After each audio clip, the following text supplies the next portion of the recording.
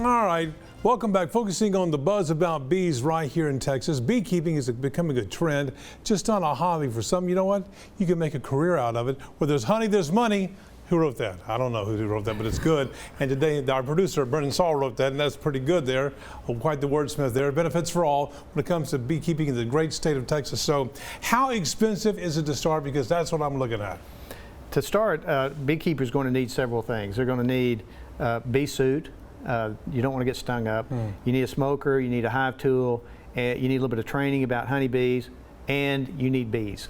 And when you add all that up, what I tell people is that you should get a couple of hives, and it's going to cost somewhere between $500 and $1,000 to really get started good in beekeeping. Yeah, it'll be worth it though. How hard though is it to learn? Because again, it's like, I guess, caring for a horse. I go on YouTube, I was just absolutely smitten with YouTube, and this guy says this woman says this, or whatever. How hard is it to learn? Because once again, I'm still having a hard time picking out the queen bee. Well, there's a steep learning curve with honeybees. It sounds like it. And it's easy to get started, and a lot of people just go out to YouTube or to the internet and try to pick up some information. A lot of it's bad information. If you get connected with a local beekeeping association, then it's a little bit easier, because one of the things that we do, as an example, is we have a clinic in the spring for new beekeepers.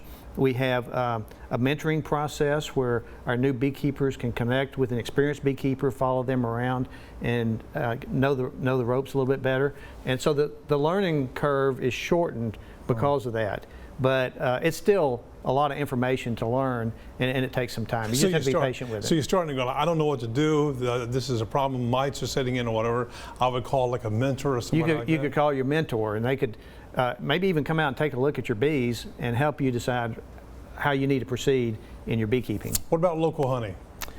Well, local honey is one of the great benefits of beekeeping, especially for hobbyists. And the demand for local honey has just continued to go up and up. I think that's a product of the education of the consumer. The world honey market has become problematic. And why is that? Well, we get a lot of our honey from China. Now that's that's not legal. A couple of decades ago, the U.S. government banned the import of Chinese honey because the Chinese use antibiotics as a normal course of action, and they also cut their honey with corn syrup and rice syrup and other things that it makes it not pure honey. So we ban the import of honey from China. But what the Chinese have done now to get around that is they do this thing called transshipment, which is they ship their honey to Vietnam or to India, now to Ukraine, and they relabel it as being, and then they bring it in as if it's India honey or if it's Vietnam honey, and it still is tainted.